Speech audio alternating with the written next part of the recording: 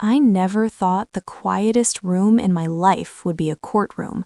The air felt heavier than it should have, like it was pressing down on my chest, daring me to breathe too loudly. The benches were hard, polished wood, cold even through my coat. My hands were folded in my lap, fingers knotted together so tightly my knuckles had gone pale, but I didn't loosen them. I needed that tension.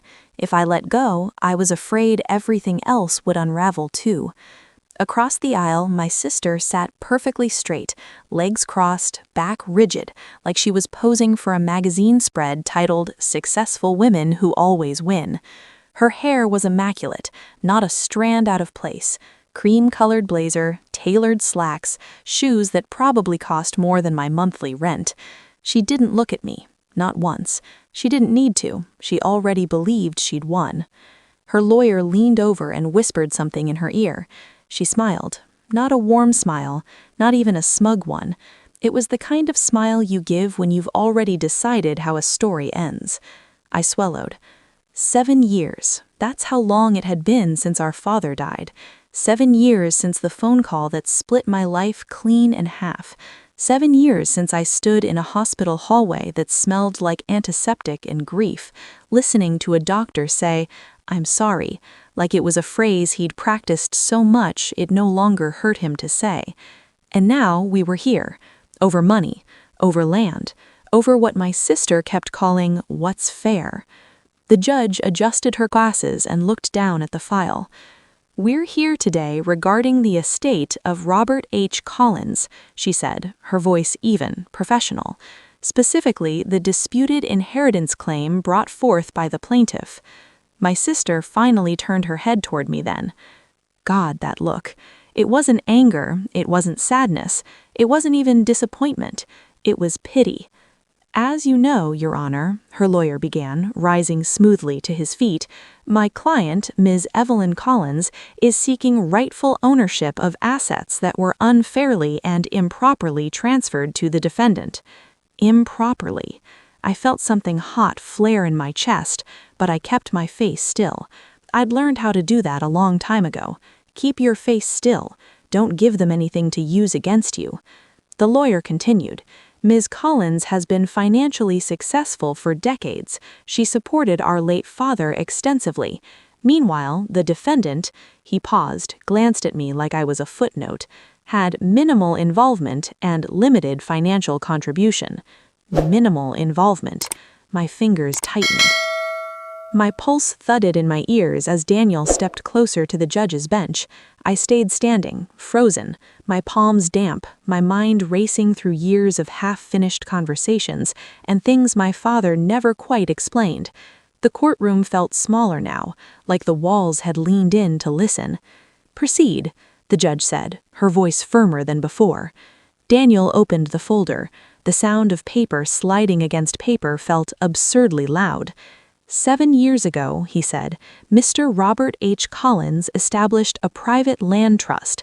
The beneficiary was named immediately. The conditions for disclosure, however, were specific." My sister shot to her feet.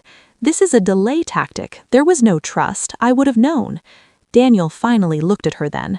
His gaze didn't challenge her, it dismissed her. "The trust was intentionally structured so you would not." Her face flushed. "Excuse me?" I felt something hot flare in my chest. My name was sitting on the tip of his tongue. I could feel it.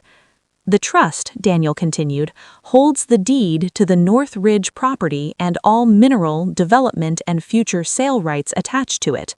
A murmur rippled through the courtroom. North Ridge. My stomach dropped. That wasn't the house. That wasn't the small, creaky place I'd grown up in. North Ridge was the land, the acres my father bought decades ago when everyone said it was worthless, the land my sister laughed about at Thanksgiving once, swirling her wine and saying, "Dad's little dirt collection." I remembered standing beside my father on that land years ago, the wind whipping my hair into my face as he said, almost to himself, "One day this will matter." The judge leaned forward. "And the beneficiary?" Daniel didn't answer right away. He turned to me fully this time. Ms. Collins, he said gently, do you recall signing documents with your father at the county office roughly 9 years ago? My mind flashed to a dim government building, the smell of old carpet and stale coffee. I'd been exhausted that day, fresh off a double shift. Dad had asked me to come along with him, said he needed a witness, said it was boring paperwork. I nodded slowly. Yes. You were listed as trustee and sole beneficiary, effective immediately upon execution. The room went silent. My sister stared at me like I'd just spoken a foreign language. That's not possible, she said, her voice brittle. She barely scraped by. She couldn't even keep a savings account. Dad wouldn't. He did, Daniel said calmly, because this wasn't about money then. It was about later. I felt dizzy. You're saying, the judge said carefully, that the defendant already owns the most valuable asset of the estate. Yes, Daniel finished. My sister laughed again, but it cracked halfway through. This is insane. That land is useless. Daniel slid another document forward. It was until last year.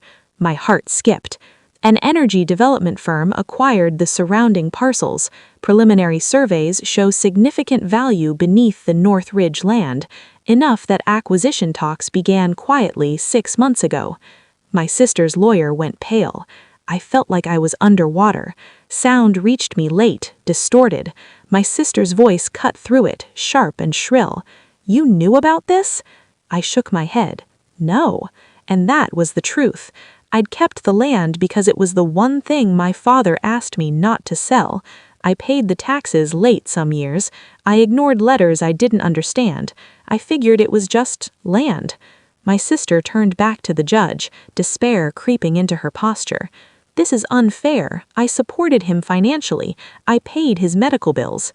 You sent checks, I said before I could stop myself. My voice didn't shake. I sat with him when he couldn't sleep. She whipped around. You think that means you deserve everything? I didn't ask for anything, I said quietly. Daniel cleared his throat. The trust was designed precisely to prevent this conflict. Mr. Collins anticipated pressure. He anticipated litigation. My sister's eyes widened. He planned this? Yes, Daniel said, because he knew exactly how this would go. The judge removed her glasses, rubbing the bridge of her nose. Ms. Evelyn Collins, she said slowly, based on this documentation, your claim to the disputed inheritance lacks standing. My sister's mouth opened, closed, opened again. You can't just... I can, the judge said, and I am. The gavel came down. I exhaled for the first time in what felt like hours. But it wasn't over. Outside the courtroom, my sister caught up to me near the elevators. Her heels clicked angrily against the tile. You think you've won? She hissed.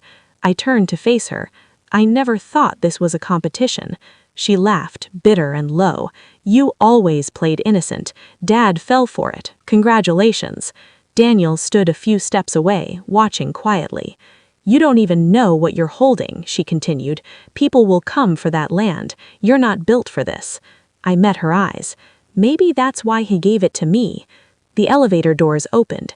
She didn't follow. As Daniel and I stepped inside, the doors sliding shut with a soft finality, I finally looked at him. Why now? I asked. Why didn't he tell me? Daniel smiled faintly. He did, just not with words. The elevator descended, my reflection staring back at me in the mirrored walls. Same tired eyes, same worn coat, but something underneath had shifted. Outside, the sun felt too bright. Daniel handed me his card. The acquisition firm will reach out soon. They think you're unaware. I swallowed. And am I? He looked at me for a long moment. It depends, he said, on what you decide to do next.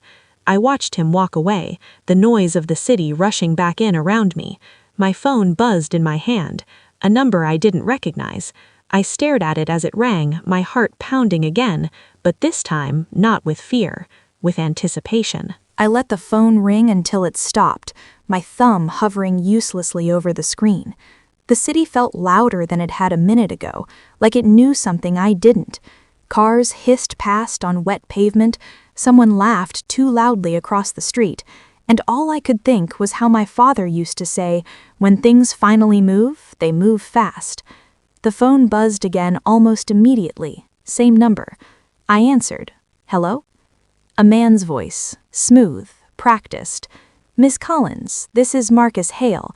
I believe my associates have been trying to reach you. I closed my eyes for a second. About the land. A pause, just long enough to feel intentional. Yes, about Northridge. I leaned against the cold stone wall of the courthouse. You picked a hell of a day.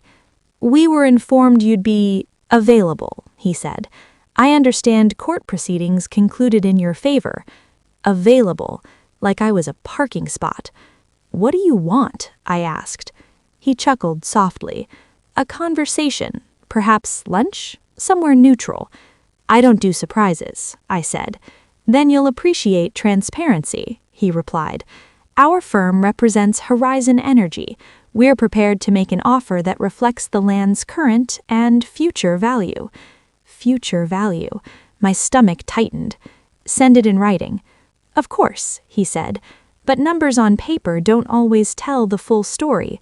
Neither do friendly voices, I said, and hung up.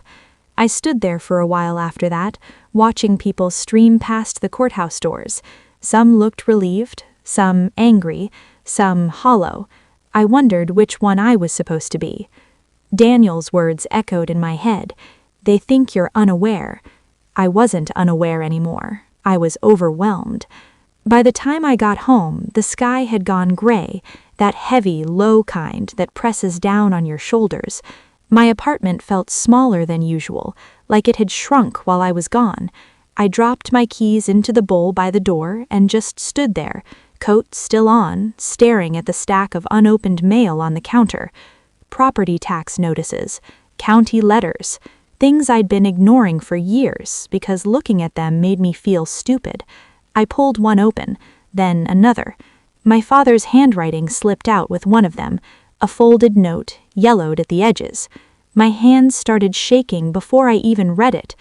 If you're reading this, it means I didn't get the timing right. I'm sorry for that. I wanted to tell you when it felt like a gift, not a burden. I sat down hard on the chair, the note trembling between my fingers. You always thought your sister was stronger because she was louder, but strength isn't volume, it's endurance. You stayed, you listened. You never asked me what this land was worth, only why it mattered. That's why it's yours. Tears blurred the words. They will come with offers, with pressure, with smiles that don't reach their eyes. Remember this, the land isn't just dirt, it's leverage, and leverage is only powerful if you don't give it away too soon. I pressed the note to my chest, breathing through the ache. He'd known. He'd planned for this long before any of us realized the ground under our feet was shifting. My phone buzzed again, a text this time. Unknown number. We should talk. You don't understand what you're risking. I didn't need to ask who it was. I typed back, neither did you. The reply came almost instantly. You think this makes you important? I stared at the screen, then set the phone face down on the table. I wasn't going to do this by text. I wasn't going to let her drag me back into the old roles, her accusing, me defending. The next morning, Daniel called. They've moved fast, too fast, he said. Meaning? He replied. Which tells me your land is worth more than they're admitting. I looked out the window at the dull strip of street below. What do I do? He didn't answer right away. What did your father want? I smiled sadly. For me not to sell it. Then don't, at least not yet. There was a knock at my door an hour later. I wasn't expecting anyone. I opened it to find my sister standing there, sunglasses on despite the overcast sky, her jaw tight like she'd rehearsed this in the mirror. We need to talk, she said. I stepped aside without a word. She walked in slowly, eyes scanning my apartment like she was cataloging my failures. So you're rich now, she said, pulling off the sunglasses. I crossed my arms. I'm not. You will be, she snapped, if you don't screw it up. I met her gaze. Why are you here? She hesitated, just for a second. Because you don't know how this works. Those people will eat you alive. You mean the same people who didn't think I mattered until yesterday? Her lips pressed into a thin line. You could cut me in. There it was. For what? I asked. For everything, she said. We're family. I almost laughed. You sued me. You humiliated me, she shot back. No, I said quietly. You did that yourself. Silence stretched between us. Finally, she exhaled sharply. Think about it. Before you make enemies you can't outrun. She left without waiting for an answer. That night, as I lay in bed staring at the ceiling, my phone buzzed again. Another message from an unknown number. We have reason to believe there's more your father didn't tell you. Documents, conditions. If you want the full picture, meet me tomorrow. I stared at the screen, my heart starting to race all over again, because suddenly it felt like the courtroom was just the beginning, and whatever my father had buried in that land, it wasn't finished surfacing yet. I almost didn't go. I stood in front of the mirror that morning longer than I ever had, watching my own face like it might give me permission or a warning. The woman looking back didn't look rich, she didn't look powerful, she looked tired, but there was something new under the exhaustion, like I'd finally stopped bracing for impact. The address Marcus Hale sent was a low, glass-fronted building on the edge of downtown. No sign, no logo, just a black sedan idling at the curb like it had been waiting for me all along. Inside, everything smelled like money and restraint. Leather, coffee, silence. Marcus stood when he saw me. Black suit, impeccable, smile calm in a way that made my skin prickle. Ms. Collins, thank you for coming. I didn't come to be thanked, I said, taking the chair across from him. He nodded, unfazed. Fair. He slid a folder across the table, thicker than the last one. He didn't open it for me, he didn't explain, he just waited. I flipped it open. My father's name appeared again and again. Deeds, amendments, side letters, dates that went back years, long before his health failed, long before my sister decided she knew everything. There were clauses tied to environmental rights, mineral access, long-term leases that hadn't been activated yet. My chest tightened. You knew, I said quietly. We suspected, Marcus corrected. Your father was careful. I laughed once, sharp and humorless. You mean stubborn? Yes, he said, smiling. That too. I closed the folder. So this is where you tell me how much it's worth. He leaned back. Only if you sell. And if I don't? Something flickered in his eyes then. Respect or frustration, hard to tell. Then you become very inconvenient. I stood. I've been inconvenient my whole life. He didn't stop me when I walked out. The calls didn't stop after that. Offers got bigger, nicer words wrapped around sharper warnings. My sister tried once more, this time softer, almost pleading. My mother left a voicemail that started with my name and ended in silence. I didn't return any of them. Instead, I drove out to the land for the first time in years. The wind was loud out there, bending the tall grass until it whispered against itself. The ground felt solid under my boots, real. I pulled my father's old note out of my pocket and read it again, letting the paper crease where my fingers tightened. I finally understood what he'd given me. Not money, time, leverage, a choice. That evening my phone buzzed one last time, a message from Marcus. This won't stay quiet forever. I typed back slowly, deliberately. I know. I slipped the phone into my pocket and looked out over the land as the sun dropped low, staining everything gold and red. Somewhere behind me, engines hummed. Somewhere ahead, deals were being drafted without my signature. They were waiting for me to blink. I didn't. And for the first time in my life, the silence didn't feel like loneliness. It felt like control. If this story pulled you in, make sure to like the video, subscribe to the channel, and turn on the notification bell so you don't miss what happens next. New stories drop here regularly, and your support really helps keep them coming. Drop a comment if this one hit close to home, share it with someone who loves powerful storytelling, and stay tuned because this story isn't truly over yet.